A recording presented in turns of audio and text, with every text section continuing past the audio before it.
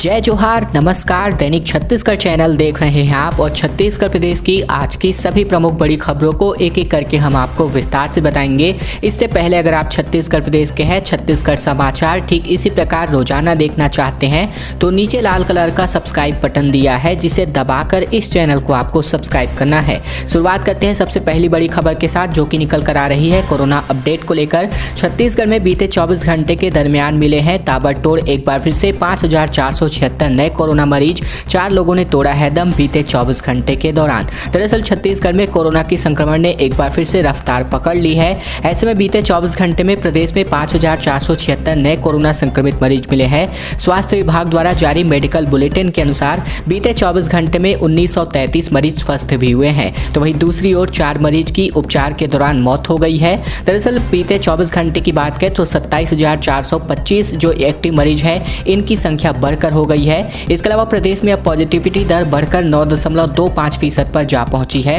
रायपुर से 1785, दुर्ग से 800, बिलासपुर से 418, कोरबा से 403, तो वहीं रायगढ़ से 348, जांजगीर चांपा से 321, जबकि जसपुर जिले से 279 मरीज सामने आए हैं। बाकी जिलों के जो अपडेट है वो यहाँ पर जिलेवार आप देख सकते हैं। छत्तीसगढ़ बजट पर चुनावी इफेक्ट देखने को मिल रहा है। उत्तर प्रदेश चुनाव के बाद ही आयोजित होगा छत्तीसगढ़ का बजट सत्र। बैठक खिसकाने में कोरोना की भूमिका भी निभाई गई है। दरअसल छत्तीसगढ़ विधानसभा का बजट सत्र उत्तर प्रदेश के विधानसभा चुनाव के बाद ही बुलाया जाएगा। विधानसभा अध्यक्ष डॉक्टर चरणदास महंत ने खुद इसके संकेत दे दिए हैं। हालांकि उन्होंने सत्र का समय खिसकने में कोरोना संक्रमण की भी भूमिका बताई है। स्वामी विवेकानंद जयंती पर विधानसभा पहुंचे अध्यक्ष जो डॉक्टर चरणदास महंत है, इन्होंने कहा कि अक्सर बजट सत्र फरवरी में बुला लेते थे। अभी मुख्यमंत्री और संसदीय कार्य मंत्री इस बारे में चर्चा नहीं हुई है। ऐसे में सभी से इस बात सहमत है कि इस बार जितना देर हम टाल सकते हैं टालें। जब तक कोरोना से थोड़ी मुक्ति दिखाई न दे तब तक हम अपने विधायकों को, विधानसभा के कर्मचारियों और अधिकारियों को संकट में नहीं डालना चाहते। ऐसी बातें विधानसभा अध्यक्ष डॉक्टर चरणदास महंत ने कही है। ऐसा लगता है कि हम फरवरी तक इसे नहीं कर पाएंगे, ऐसा मार्च में ही संभव दिखता है। विधानसभा अध्यक्ष ने कहा कि यहाँ के बहुत से विधायक चुनाव में जाना चाहते हैं, कुछ गए हुए हैं, उनको भी देखते हुए और उनकी वापसी और साथ ही साथ कोरोना के वापस जाने का इंतजार किया जाएगा। उत्तर प्रदेश के विधानसभा चुनाव की घोषणा हो चुकी है। वहाँ 14 जनवरी से 10 मार्च तक 7 चरणों में चुनाव होने जा रहे हैं और इसे लेकर के इसका असर छत्तीसगढ़ के बजट सत्र पर भी पड़ रहा है। रायपुर यूनिवर्सिटी यानी कि पंडित रविशंकर शुक्ल विश्वविद्यालय में अब ऑफलाइन परीक्षा का विरोध किया जा रहा है। घर से पेपर लिखने की अनुमति मांगी जा रही है। पंडित रविशंकर शुक्ल विश्वविद्यालय की सेमेस्टर परीक्षा का आयोजन 25 जनवरी से होने जा रहा है। विश्वविद्यालय ने ऑफलाइन एग्जाम लेने की तैयारियां पूरी कर रखी हैं, यानी कि छात्रों को केंद्र में बुलाकर पेपर देना होगा। ऐसे में कोरोना के मामले बढ़ने के बाद अब इसका विरोध भी शुरू हो गया है। छात्र घर से ही पेपर लिखने की अनुमति मांग रहे हैं। उनका कहना है कि पिछली बार कोरोना को लेकर कुछ ऐसी ही स्थिति थी, तब घर से बैठकर पेपर दिया गया था। इस बार भी ऐसा ही है और इस बीच विश्वविद्यालय के अफसरों का कहना है कि इस बार परीक्षाओं का आयोजन ऑफलाइन मोड में किया जाएगा। इसके लिए तैयारियां की जा रही हैं। इसके लिए शासन से सहमति ली जाएगी। इसके निर्देश के अनुसार परीक्षाएं आयोजित की जानी है। तीसरे सेमेस्टर की परीक्षा 25 जनवरी से और प्रथम सेमेस्टर की परीक्षा 11 फरवरी से होने जा रही है। कुछ दिन पहले इसके लिए समय सारणी जारी की गई है। पिछली बार कोरोना संक्रमण का खतरा देखते हुए परीक्षाओं का पैटर्न बदला गया था। छात्रों को घर से पेपर लिखकर जमा करने की सुविधा दी गई थी। तभी सेमेस्टर जो परीक्षाएं हैं इसी फॉर्मूले से की गई थी, लेकिन इस बार प्रवेश के बाद ही विश्वविद्यालय ने यह कह दिया था कि आगामी सेमेस्टर परीक्षाएं ऑफलाइन मोड में ही होने वाली हैं। छत्तीसगढ़ में एक बार फिर से बारिश और ओले गिरे हैं। बीते 24 घंटे की अगर मैं बात करूं तो नए साल के 11 दिन में 202% तक यहां पर पानी गिरा है। दिन का पारा इस वजह से लुढ़कता जा रहा है, तो नमी की वजह से रात के तापमान में बढ़ोतरी होती जा रही है। दरअसल बात करें छत्तीसगढ़ में बदले मौसम ने ठंड बढ़ा दिया है। लगातार बारिश का दौर भी जारी है और इसके कारण दिन का पारा लुढ़क सा गया है। हालांकि नमी के चलते रात का तापमान बढ़ा है। दिन और रात के मौसम में आ रहे इस उतार चढ़ाव के कारण कई इलाकों में धुंध भी छाई हुई है। प्रदेश के ज्यादातर इलाकों में बादल ने डेरा डाल रखा था। बीते 24 घंटे की अगर मैं बात करूं तो ऐसे में मौसम विभाग ने भी कई इलाकों में बारिश और ओले गिरने की चेतावनी अब भी जारी की है। प्रदेश में नए साल से ही दोगुनी से ज्यादा बारिश रिकॉर्ड की गई है। मौसम विभाग के आंकड़ों के मुताबिक 11 दिनों में 128.7 मिलीमीटर बारिश रिकॉर्ड की गई है और इस दौरान प्रदेश के बारिश का औसतन 63.6 मिलीमीटर रहा है, यानी कि अब तक लगभग 202% पानी बरस चुका है। वहीं बीते 24 घंटे की बात करें तो इस बारिश का असर बीते दिन भी यहां पर देखने को मिला और साथ ही साथ गुरुवार को भी इस प्रकार के मौसम रहने की संभावना है। नमी के चलते कई इलाकों में बौछारें भी पड़ सकती हैं, तो वहीं 1-2 स्थानों पर ओले भी गिरने की संभावना मौसम विभाग द्वारा जारी की गई है।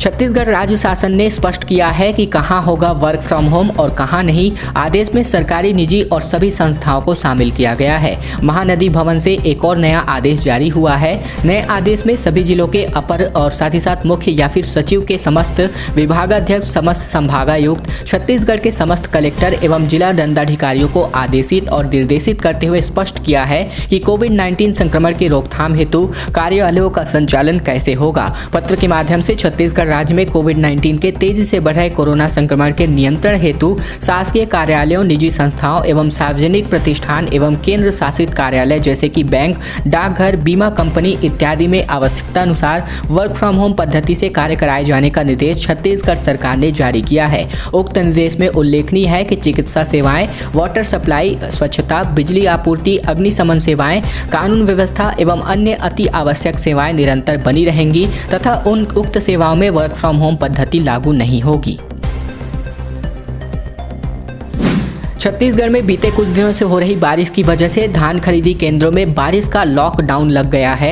बिलासपुर में खरीदी केंद्रों में पूरा धान बिक रहा है तो कहीं कई केंद्रों से वापस किसान लौट रहे हैं। प्रदेश भर में बारिश के चलते धान खरीदी एक बार फिर प्रभावित हुई है। मौसम खराब होने की चेतावनी के बाद जहां पर व्यवस्था ठीक कर दी गई थी वहां धान भीगने से बचा है, लेकिन जहां लापरवाही बरती गई है वहां एक बार फिर से धान भीग रहा है। फड़ गीला होने के कारण खरीदी प्रक्रिया भी प्रभावित हो रही है। तो वही बारिश के कारण कई समितियों ने अस्थायी रूप से खरीदी बंद कर दिया है। सूचना नहीं मिल पाने के कारण कई जगह से किसानों को वापस लौटना पड़ा है।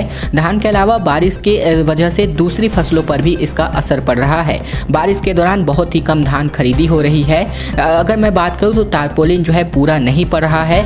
खरीदी केंद्रों में जो धान है वो भीग रहा है। जिले के खरीदी केंद्रों में बारिश की वजह से खरीदी बुरी तरह प्रभावित चल रही है। यही वजह है कि रोजाना 1 लाख से ज्यादा धान खरीदी किया जा रहा था, वहां 2 दिन यानी कि सोमवार और मंगलवार को मिलाकर 21,934 क्विंटल टन ही धान खरीदा गया है। ऐसे में महज बात करें तो 478 किसानों से बारिश की वजह से खरीदी केंद्रों में दोहरा नुकसान हो रहा है। एक तो बारिश की वजह से खरीदी केंद्रों में धान भीग रहा है और उससे बचने के उपाय भी किए जा रहे हैं, लेकिन कई केंद्रों में पर्याप्त तारपोलिन नहीं होने की वजह से पूरा धान जो है भीग रहा है। छत्तीसगढ़ में कर्मचारियों का नया आंदोलन सामने आ रहा है। केंद्रीय कर्मियों की तरह 31% महंगाई भत्ता और 7वें वेतन पर HRA मांगा गया है। काली पट्टी बांधकर अपना प्रदर्शन कर्मचारी करने जा रहे हैं। कोरोना की तीसरी लहर के बीच राज्य सरकार के कर्मचारियों ने 2 मुद्दों को लेकर आंदोलन छेड़ दिया है। कर्मचारी 31% महंगाई भत्ता और 7वें वेतनमान पर भी गृह भाड़ा भत्ता यानी कि HRA की मांग कर रहे हैं। कर्मचारी संगठनों ने बुधवार को विभिन्न जिला के तहसीलदार, SDM और कलेक्टर साथ ही साथ राज्य मुख्यालय पर मुख्य सचिव की OSD को अपना मांग पत्र सौंपा है। मुख्य सचिव कार्यालय में OSD पूनम सोनी को ज्ञापन सौंपने के बाद छत्तीसगढ़ कर्मचारी अधिकारी फेडरेशन के राज्य संयोजक कमल वर्मा के मुताबिक केंद्रीय कर्मचारियों की तरह ही महंगाई भत्ता और गृह भाड़ा भत्ता उनका मौलिक अधिकार है। अभी राज्य के कर्मचारियों को और अधिकारियों को लगभग 17% महंगाई भत्ता मिल रहा है, वही केंद्रीय कर्मचारियों को यह 31% की दर से मिल रहा है। इसी तरह 7वां वेतनमान लागू होने के बाद भी गृह भाड़ा भत्ता यानी कि HRA रिवाइज्ड ही नहीं हुआ है। अभी भी चतुर्थ श्रेणी कर्मचारियों को 400 से 450 रुपए और प्रथम श्रेणी अधिकारियों को 1200 से 1300 रुपए भत्ता मिलता है। इतने भत्ते में रायपुर में 2 बेडरूम का मकान कहां मिलेगा? ये सभी बातें कमल वर्मा ने कही हैं। छत्तीसगढ़ में हर दिन पॉजिटिव केसेस की अगर मैं बात करूं तो जितने भी केसेस आ रहे हैं उनमें 15% औसतन बच्चों के ही हैं। पेट दर्द, उल्टी, दस्त और शिकायत की वजह से कोरोना संक्रमण के लक्षण आ रहे हैं। एक्सपर्ट से आप अपने जान सकते हैं कि कैसे मासूमों को बचाया जाए। दरअसल छत्तीसगढ़ में कोरोना संक्रमण की वजह से 1.5 साल के बच्चे की मौत के बाद लोगों की चिंताएं बढ़ गई हैं। अनुमान है कि हर दिन मिलने वाले मरीजों में तकरीबन 15% बच्चे हैं। इनकी उम्र 18 वर्ष से कम है। विशेषज्ञों का कहना है कि ऐसी पहले बार हो रहा है जब संक्रमण की चपेट में आए बच्चों में बीमारी के लक्षण भी दिख रहे हैं। वहीं इस मुद्दे पर हमारी टीम ने रायपुर के 2 बाल रोग विशेषज्ञ डॉक्टर अतुल जिंदल और डॉक्टर निलय मोझारकर से बातचीत की है। रायपुर एम्स में बाल रोग विभाग के additional professor doctor Atul Jindal ने बताया कि बच्चों के लिए यह तीसरी लहर पहली 2 लहरों की अपेक्षाकृत अलग है। कोरोना की पहली लहर ने बच्चों को प्रभावित नहीं किया था। दूसरी लहर में बहुत से बच्चे संक्रमण की चपेट में आए, लेकिन अधिकतर में कोई लक्षण नहीं दिखे। तो वही कॉन्टैक्ट ट्रेसिंग अथवा सीरो सर्वे में यह पकड़ आया कि बच्चों को भी कोरोना ने संक्रमित किया था। वही इस बार मामला अलग है। अधिकतर बच्चों में संक्रमण के लक्षण दिख रहे हैं। हालांकि यह बेहद माइल्ड यानी कि बहुत हल्के लक्षण है। बुखार, खांसी की सामान्य दवाओं से भी वे ठीक हो जा रहे हैं। अभी तक उनके पास एक बच्चा ऐसा आया था जिनको भर्ती करने की जरूरत पड़ी थी। वह बच्चा भी दूसरी समस्याओं से जूझ रहा था और इसकी वजह से वह बेहद कमजोर हो रहा था। दूसरी लहर से यहाँ पर फिलहाल इस लहर को कम खतरनाक बताया जा रहा है। आप भी बन सकते हैं बिलासपुर पुलिस की तीसरी आंख। ट्रैफिक रूल्स तोड़ने वाले की तस्वीर खींच करके आप सीधे छत्तीसगढ़ पुलिस यानी कि बिलासपुर पुलिस को व्हाट्सएप के माध्यम से भेज सकते हैं।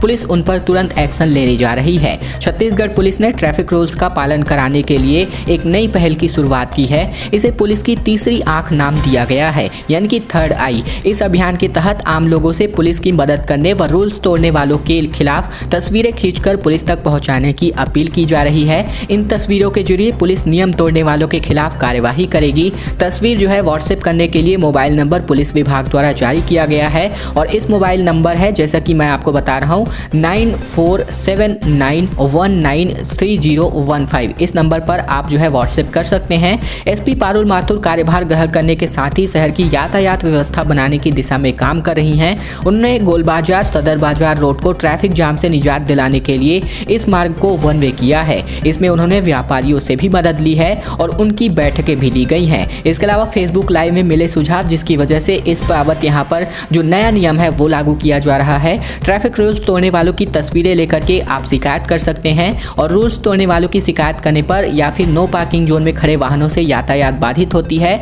ऐसे तमाम जो यातायात नियम है जिनका उल्लंघन करते पाए जाने पर आप सीधे फोटो खींचकर इस नंबर पर व्हाट्सएप कीजिए और पुलिस इनके खिलाफ एक्शन लेने जा रही है। देश को कोरोना से मुक्ति दिलाने के लिए महिलाओं की एक बहुत ही अच्छी पहल सामने आ रही है। महिलाओं की तीर्थ यात्रा सामने आ रही है। 12 महीने में 12 मंदिरों में जाएंगी। मां दंतेश्वरी मंदिर में चढ़ाए श्रृंगार, मथुरा तक करेंगी यात्रा। बस्तर संभाग की जो माहेश्वरी समाज की महिलाएं हैं, देश को कोरोना से मुक्ति दिलाने की मनोकामना लिए तीर्थ यात्राएं कर रही हैं। महिलाएं माता की चुनरी कार्यक्रम चला रही हैं और इसके तहत वे माता मंदिरों में जाकर चुनरी और 16 श्रृंगार चढ़ाकर देश में सुख समृद्धि की कामना भी कर रही हैं। बस्तर संभाग के 7 जिलों की माहेश्वरी समाज की महिलाओं ने बस्तर के गिरौला के हिंगलाजनी मंदिर से इसकी शुरुआत की है और साथ ही साथ दंतेवाड़ा में स्थित आराध्य देवी मां दंतेश्वरी के दर्शन करके माता जी को 16 श्रृंगार चढ़ाकर देश, समाज, परिवार की सुख समृद्धि की कामना की है। समाज की बस्तर जिलाध्यक्ष भारती चांडक, साथ ही साथ जो भी यहाँ पर कार्यकर्ता हैं, इन्होंने इसकी शुरुआत की है। पिछले 2 सालों से कोरोना जैसी बीमारी से जो देश है वो यहाँ पर जूझ रहा है और लोग परेशान हैं। इस बीमारी से जल्द मुक्ति मिले और देश में हालात सुधरने की कामना कर रहे हैं और इस बाबत ये लोग 12 जो यहाँ पर माता के दर्शनीय स्थल पर जाने वाले हैं। 5 लाख नौकरियों पर बवाल सामने आ रहा है। कांग्रेस ने कहा रमन की खींच, जबकि बृजमोहन बोले श्वेत पत्र जारी करे सरकार। दरअसल मुख्यमंत्री भूपेश बघेल द्वारा 3 साल में 5 लाख युवाओं को नौकरी दिए जाने को लेकर प्रदेश में सियासी घमासान तेज हो गया है। पूर्व सीएम डॉक्टर रमन सिंह के सवाल पर प्रतिक्रिया व्यक्त करते हुए प्रदेश कांग्रेस संचार के विभाग के अध्यक्ष सुनील आनंद शुक्ला ने कहा कि उनको पीड़ा है कि जो काम वे 15 सालों में नहीं कर पाए, भूपेश बघेल ने उन्हें 3 सालों में कैसे कर दिया। 15 साल तक युवाओं के रोजगार को समाप्त करने वाले डॉक्टर रमन सिंह को यह कैसे बर्दाश्त होगा कि कांग्रेस सरकार ने 3 साल में ही 5 लाख से अधिक युवाओं के लिए नौकरियों की व्यवस्था की है। इस दावे को लेकर अब भाजपा और कांग्रेस के बीच ही जुबानी जंग छिड़ गई है। कांग्रेस ने कहा जहां 5 लाख नौकरियों के दावे पर, वहीं पूर्व सीएम ने डॉक्टर रमन सिंह ने कहा कि सवाल को खींच कर करार दिया है। दरअसल वही भाजपा के मामले में श्वेत पत्र जारी करने को भी कहा गया है। दूसरी ओर पूर्व मंत्री बृजमोहन अग्रवाल ने सरकार से श्वेत पत्र जारी करने की मांग की है। इधर कांग्रेस का दावा है कि सत्ता परिवर्तन के पहले 2018 में जहां राज्य का बेरोजगारी दर 22% से ऊपर था, मुख्यमंत्री भूपेश बघेल सरकार के 3 साल के कार्यकाल में युवाओं को सरकारी नौकरी में अवसर देने एवं ग्रामीण क्षेत्रों में चलाए जा रहे अनेक रोजगार मूलक कार्यों के चलते घटकर 2.1% दावा किया जा रहा है। फिलहाल दोनों जो यहाँ पर कांग्रेस पार्टी है, भाजपा पार्टी है, इनमें खींचातान का जो मामला है वो इसी वजह से सामने आ रहा है। दोस्तों, आज की खबरों का सिलसिला बस इतना का था। वीडियो अगर आपको पसंद आया तो नीचे लाइक बटन है, जिसे दबाकर इस वीडियो को आपको बहुत ही छोटा सा लाइक करना है। नीचे लाल कलर का सब्सक्राइब बटन भी दिया है, जिसे दबाकर इस चैनल को आपको सब्सक्राइब करना है। साथ ही साथ घंटी को दबाकर ऑल नोटिफिकेशन को भी आपको सेलेक्ट करना है, ताकि प्रतिदिन की महत्वपूर्ण खबरें, छत्तीसगढ़ समाचार बिना किसी रुकावट रोजाना हम आप तक पहुंचा सकें। तो चैनल को जरूर सब्सक्राइब कीजिएगा।